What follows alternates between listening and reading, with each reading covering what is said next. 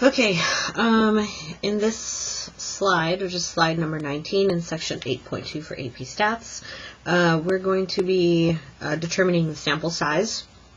And this comes from, in our summary, the sample size needed to obtain a confidence interval with approximate margin of error, ME, for population proportion involves using or solving your critical score multiplied by your standard deviation for your sample proportion. Has to be less than or equal to whatever margin of error you'd like to have. Okay, so this is going to be slide number 19, where p hat is going to be a guessed values for the sample proportion unless you specifically know what it might be. So we use p hat at 0.5 if you don't have a good idea of what value p hat to use. But in this case, okay, for understanding, they actually give us the p hat that they want us to use, so that's pretty good. If you don't know what it is, then you should use 0.5 for p hat. Alright, so the first one, this should go pretty quickly. In the company's prior year survey, 80% of customers surveyed said they were somewhat satisfied or very satisfied using this value as a guess for p hat. So our p hat is going to be 0.80. Okay. Find the sample size needed for a margin of error at 3% using a 95% confidence level. Where are my papers? Oh, well. Okay, so we have a critical value that we need to find on top of setting the formula up. Okay, so we need the Z star first. So if we have a 95% confidence interval or confidence level, everything here is going to be 95%, right? So that means if that's true, we're going to end up having 5% distributed evenly between these two sections. So if you cut 5% in half, you should get 2.5%. So here should end up being 2.5%. Here should end up being 2.5%. And 2.5% translates into 0.0025. And we should get a critical value at 0.0025, right? That's our proportion under here. And 0.0025, 0025, where are you? 0025. 2625. Oh, perfect. 0025 right here. That's 0.281. Okay, so 0.281. So 2.81.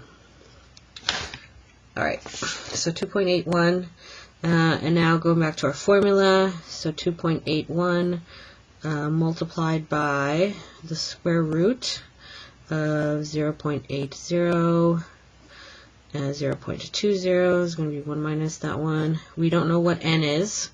That's what we're actually trying to find. What sample size do we actually need? But it has to be less than or equal to our margin of error. In this case, our margin of error is 3%, so 0.003. Okay, and then just solve for n. And you should get, oh, sorry, not 0.003, 0.03. Oh, that was horrible. Okay. Why do I have 0.96? Did I mess up on my decimals again? Oh, that's horrible. 0.0250. That's horrible. I'm a horrible math teacher. It's just really late. What time is it? 5 o'clock? I have to change that critical value. It's not 2.81. It should be 1.96, isn't it? Yeah, 1.96. There we go. 1.96. This is what pregnancy does to your brain. Okay, where are we? Okay, so if you solve for n, divide by 1.96 on both sides, so then you get the square root of 0.16 over n is less than or equal to, I'm going to get my problem. Okay, here. This is my process for doing it. Hopefully you can see. So divided by 1.96 on both sides. See, I did it correctly in my notes. It's just here I messed up. You should get 0.015, somewhere around there. Square root both sides. I basically cross multiplied and then divided by my number, and I got 682.95. So n has to be greater than or equal to 682.95. So we should select a sample of at least 683 customers in order to actually fulfill our 95% confidence level, sorry. And if with a 3% margin of error. Okay. Now, that's for part one. What if the company president demands a 99% confidence, and instead determine that's how this should affect your answer to question number one. So basically, it's the same thing, except now you're not at a 95, you're at 99%. Sorry. 99%, which only really gives you 1% left over. 1% split up into two areas should give you 0.5%. 0.5%, which gives you 0.005. 0.005. Right? And no, kitty, get down. Get down. Okay, good job.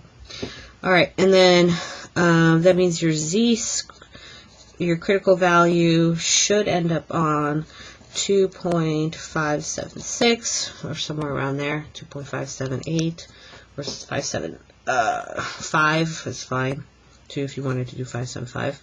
And then if you plug everything back in, I shouldn't do that. 2.575 times the square root of 0.80 multiplied by 0.20 divided by n has to be less than or equal to 0.03 because you still have a 3% margin of error. And if you solve for that, you should get an n that's greater than or equal to 1179.69. Okay, and the process is the same. Divide by 2.575 on both sides.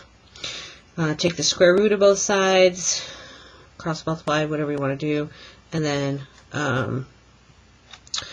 you should get an n value of 1179. So the sample size, you need a sample of at least 180 customers,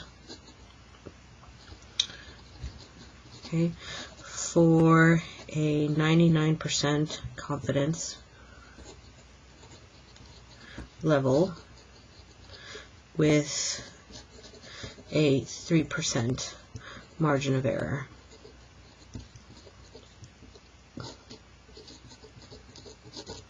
Okay. All right, so that's it. 1, 2, 3 for section 8.2. Be on the lookout for the videos for 8.3, hopefully soon. And good luck.